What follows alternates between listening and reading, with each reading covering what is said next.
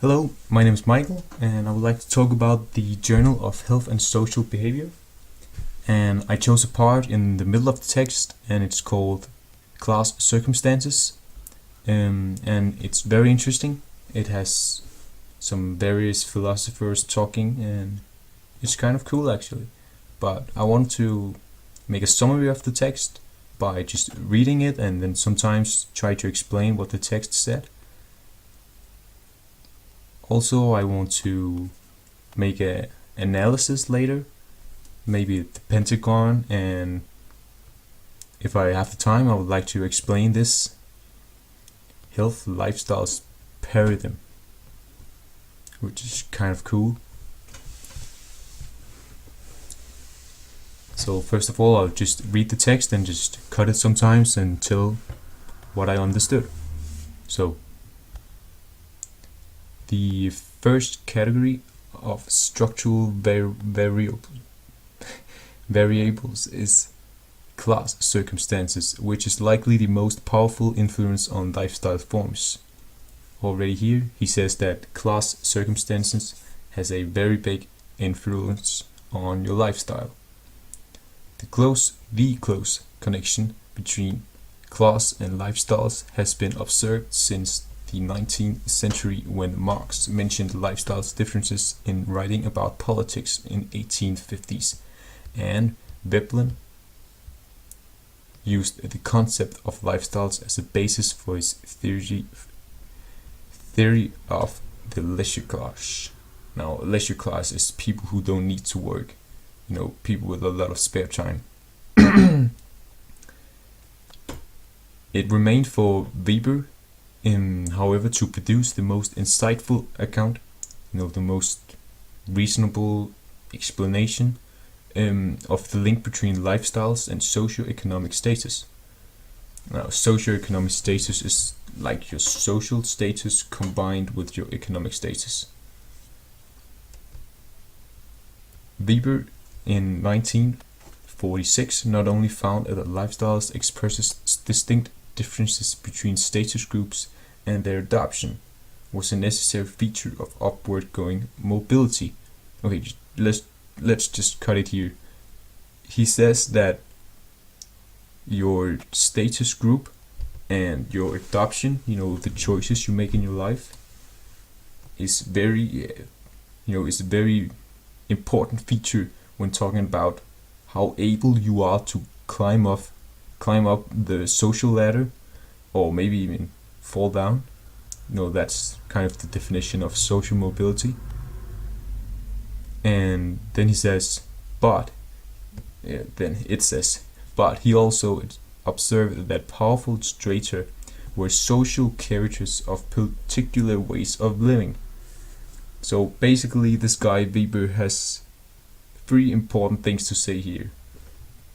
He thinks that there are three things which has a big influence on your particular way of living, your lifestyle. And the first one is your status group, which is the people you are with, and maybe the place you are living in, and your adoption, which is kind of like the choices you make in life. Then what he called powerful strata, which I define as it's kind of like your ground, who you were born, your age, I'll just show you this box down here. This right here, this is like your strata: class circumstances, age, gender, race, living conditions. And these three things together will form your lifestyle, he believes. Then he says, these carrier strata were important causal forces in their own right, as they transmitted class-specific norms, values, religious ethics, and ways of life across generations. So, as I just said, these things will affect your norms and values later on in your life. Now, another person who is very famous for his thoughts about lifestyles and how the identity of a person is formed is Bourdieu, and the text says here, the seminal study detailing class as the most decisive, it's kind of like important variable in the determination of health lifestyles is Bourdieu's distinction that include a survey of differences in sport preferences and eating habits between French professionals, which is the upper middle class, and the working class. So he made like this experiment where he tried to look at eating habits and sport preferences, what sports the different classes prefer. And Bourdieu found out that the working class was more attentive to the strength of the body than to its shape.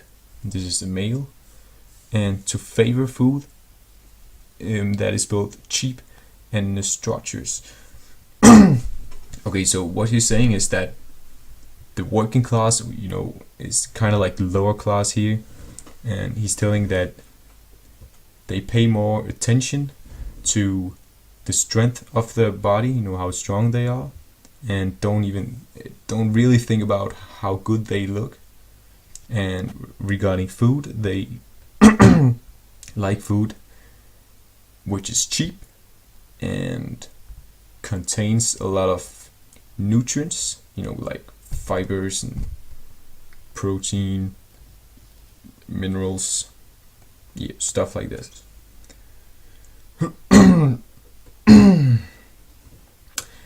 And in contrast, the professional class, which is again the upper middle class, prefers food that is tasty, healthy, light, and low in calories. And then he says, as for leisure sports such as sailing, skiing, golf, tennis, horseback riding, just sports you do when in your spare time. Bourdieu noted that the working class not only faced economic barriers to participation. Let's just cut it here. He didn't. He found out that the working class didn't have the money to participate in various sports, like, for example, skiing or sailing. Horseback riding. It's kind of rich man sports, but also barriers in the form of hidden entry requirements of family tradition, obligatory dress and behavior and early socialization. Alright, so basically he's saying that many people of the professional class did sports like these because they had the opportunity as a kid. Therefore, they were socialized. Now, I'm talking about the early socialization part. Therefore, they were socialized well as kids. Just for example, myself, I play football and I've done for many years. So every time I go to a football club, I feel comfortable. But if I go to like a golf club, I feel really uncomfortable. I think that's one of the downsides when being a worker, lower class, and not having the money to participate in various sports as a kid. And of course, if you don't have the money, you may not be able to buy the right clothes. Like in golf, you have to wear like mostly very fine clothes. And then it goes on. Those Bourdieu formulated the notion of the distance from necessity that emerges as a key explanation of class differences in lifestyles. Okay, so he says that he says that, he says this is how Bourdieu formulated the notion of the distance from necessity that emerges as a key explanation of class differences in lifestyles. I'll just read on because this text is written in very difficult language, and it's more easy to understand if you just read it all and just find yourself simplifying the text. So let's just go on here. He points out that the more distant a person is from foraging for economic necessity, the greater the freedom and time that person has to develop and refine personal tastes in line with a more privileged class status.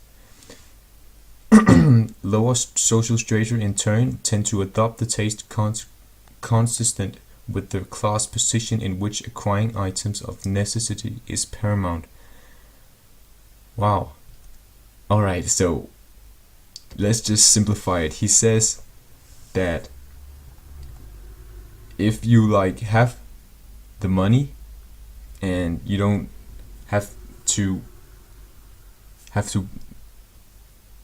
worry about necessity, things you maybe have to use your spare time to earn money so you can get food. If you already have money, you have a good ground, you're living well, you have more time, you have more freedom to develop your own lifestyle, and find your own personal tastes, as he calls it right here. And then he says lower social strata, which is again strata, like the place you were born, lower social class, in turn tend to adopt the tastes consequent with their position in which acquiring items of necessity is paramount. And I said,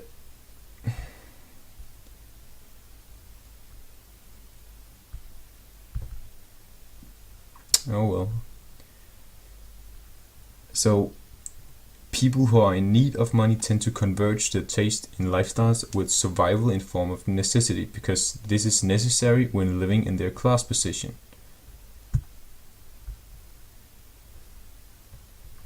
Alright, so that was Bourdieu. Then we have Blackster. So in Great Britain, Blackster found that important differences in health lifestyles persisted between classes, which with the upper and middle classes taking better care of their health than the working and lower classes. Taking better care of their health than the working and lower classes. I'm kind of running out of minutes, so I'll just adjust it. So I'm kind of running out of minutes here, but I'll try to just cut it together somehow. So lower classes, and what he just said is that the lower class, the working class, the upper middle class is taking better care of their health than the working class. And I'm not sure, I just, when I think of working class, I think like people working hard, building houses and stuff. And it may be, this is just my opinion, but it may be because when you work hard all day, you come home, you just really like to eat a cheeseburger or something, so that's unhealthy. But it could be an explanation, I guess. Anyway, Blackster concluded that socioeconomic circumstances and environment determined the extent to which health lifestyles were practiced effectively. Okay, so environments and socioeconomic status affects your possibilities and regulates your options when finding and developing your own lifestyle.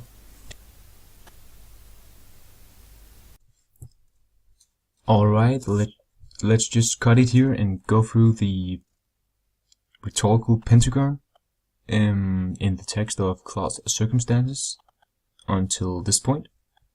And the topic is, of course, class circumstances, and it's about lifestyles and how you develop your lifestyles and how circumstances in forms of status class affects your health lifestyle. And the language it's difficult to understand, but I'm not sure what you call it. It's kind of like beautiful English, I guess. Let's just say he used this samurai sword very good. The intention is to show us how class circumstances affect your lifestyles. And the writer is called William Cockerham, and he's a professor in sociology and psychology, and he has a specialization in social psychology. Okay, so this guy, he knows what he's talking about. He involves various famous philosophers and professors, which just kind of like boosts his reliability.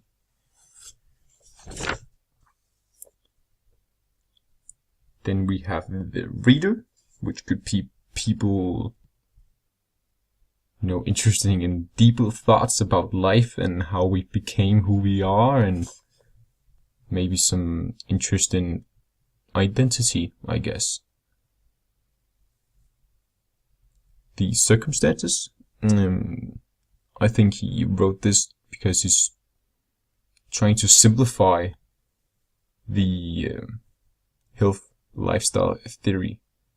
It can be kind of confusing when there are lots of people, with different opinions, but it's kind of cool because they all like different in their own way and has a special point of view. Yes, and I'll just go through this little paradigm. It's kind of like a pattern, and I think this is very interesting.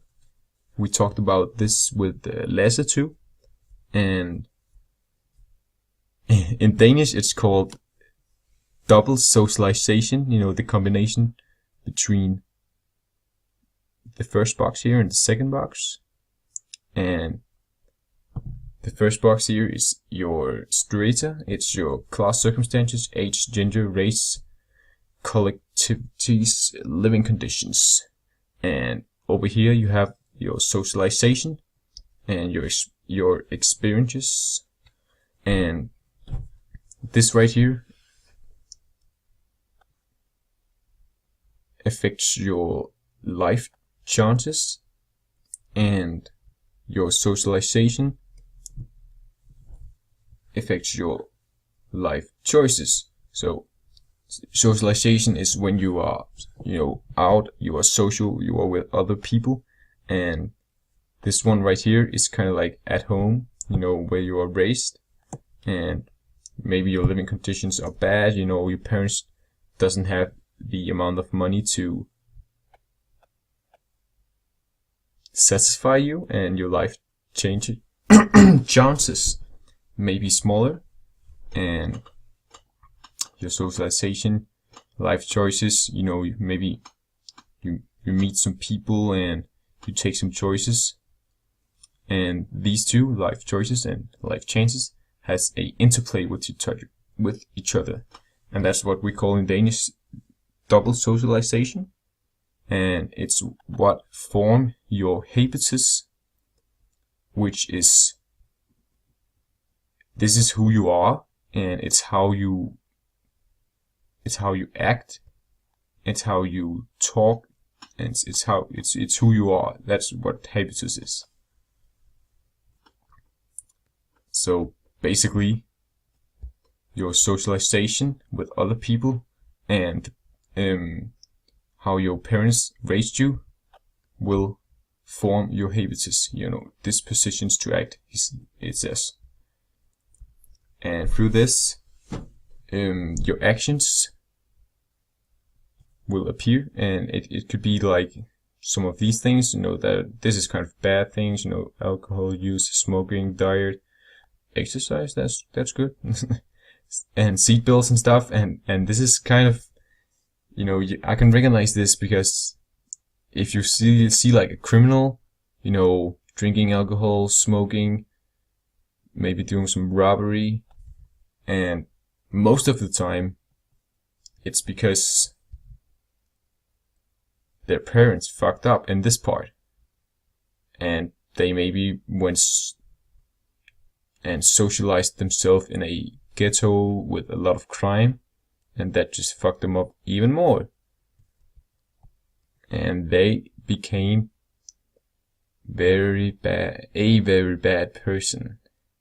And they may do robbery and murder, and this is, well, when you do something, it's your style and you do it in your life, so that's kind of like your lifestyle. But of course there's good things too, exercising, being healthy, being polite, helping people, lots of good things. But it's just when we talk about criminals and problems, it's just then it's crucial to talk about how they became who they are, and that's most of the time through these two things: socialization and how they were raised.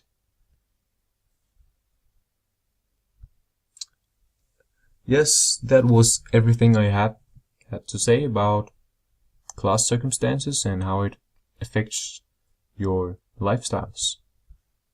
Thank you.